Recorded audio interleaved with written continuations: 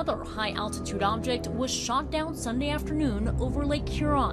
According to one official, it was shot down by a U.S. military aircraft. Today's incident comes one day after another unidentified object was shot down on Saturday, according to officials. This one over the Yukon in Canada. I also spoke with President Biden and confirmed together that we will continue to do everything necessary to protect the sovereignty of our shared North American airspace. It also comes on the heels of the U.S. shooting down a suspected Chinese spy balloon off the coast of South Carolina on February 4th after it traversed the United States.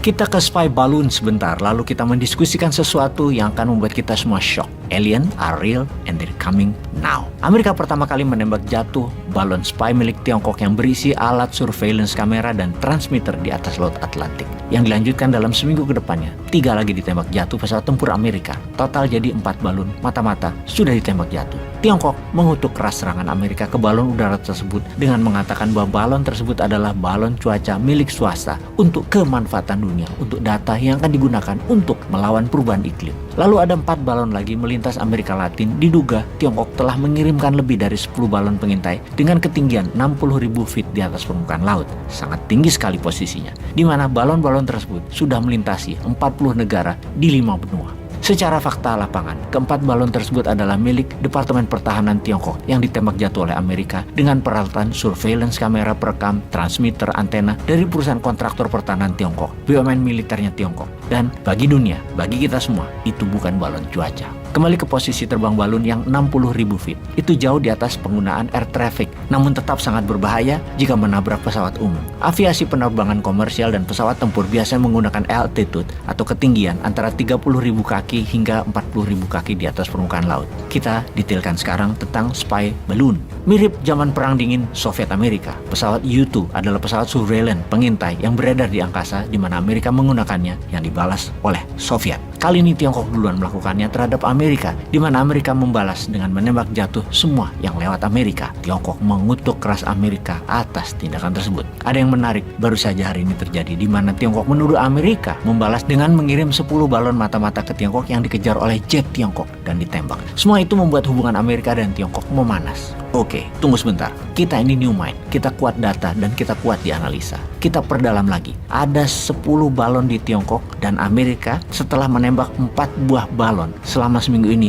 juga menembak jatuh objek yang tidak diketahui, lebih dari 5 buah. Ini apa bedanya ya? Ada objek, ada tembakan, ada balon. Oke, kita detailkan lagi. Fakta lapangan yang ditembak di Tiongkok dan 5 di Amerika, semuanya di ketinggian 30.000 dan 40.000 kaki dan bentuknya berbeda dengan balon pengintai. Di jarak 30.000 dan 40.000 kaki dari permukaan laut harus ditembak memang karena berbahaya bagi dunia aviasi. Tapi itu benda apa? Benda apa yang ada di wilayah udara dunia, terutama di wilayah Amerika dan Tiongkok yang memiliki Space Army, punya angkatan antariksa mereka tersebut. Sekali lagi kita rangkum informasinya. Militer Amerika tembak 5 UFO minggu kemarin. Pesawat jet Tiongkok mengejar UFO di atas provinsi Shandong. Jadi di tengah-tengah perang Amerika-Tiongkok urusan spy balloon, 2 negara adidaya ini ternyata mengencounter temuan baru, unidentified aerial phenomenon. Dan lucunya, sekarang kedua negara tersebut saling tukar informasi tentang UFO. Kita samakan bahasa umumnya dulu sebelum lanjut. Saat ini saintis dan Pentagon tidak lagi menggunakan istilah UFO atau unidentified flying object. Istilahnya sekarang adalah unidentified aerial phenomenon, disingkat UAP. Top Pentagon official melaporkan ada lebih 400 possible UAP encounter dalam 15 tahun terakhir, di mana awalnya Pentagon menduga ini adalah alat Tiongkok, namun makin kesini makin jauh beda. Fenomena bukti awal misalnya ada video di pesawat F-16-nya Amerika, radar footage-nya di tahun 2004 bocor ke publik, yang akhirnya pemerintah Amerika mengakui this is real, UAP is real. Agaknya fenomena UFO mulai terungkap. Makhluk lain tinggal di galaksi lain mulai banyak tertangkap data. Bahkan semua UAP dalam video footage Pentagon semua memiliki kesamaan. No heat signature,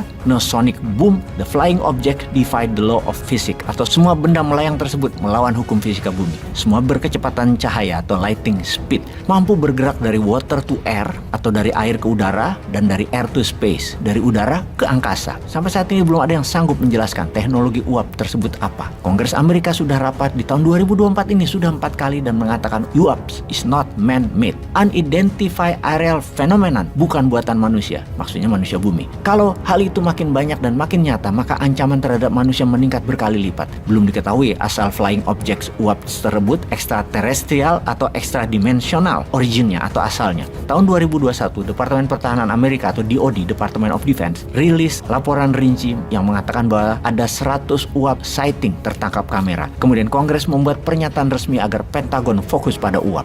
Objek yang tidak bisa dijelaskan oleh para ilmuwan saat ini atau current scientific models sama sekali belum bisa menjelaskan fenomena UAP, namun makin sering muncul kehadirannya. UFO, Crop Circle, Area 51, Aliens Lab on Dulce, Project Blue Book, Project High Jump, dan testimoni Buzz Aldrin, Bob Lazar, Carl Sagan, para saintis saksi mata dan ahli lain-lainnya harusnya jadi perhatian pemerintah Indonesia. Sudah waktunya Departemen Pertahanan Indonesia juga mulai mengkaji fenomena UAP. Stephen Hawking dan juga Elon Musk khawatir advance teknologi ekstraterestrial alien tidak seramah itu kepada manusia dibandingkan bule-bule Eropa yang merampok Asia, Afrika, dan Amerika Latin. Jangan-jangan manusia bisa dianggap virus yang mematikan dan merusak semesta yang harus dimusnahkan.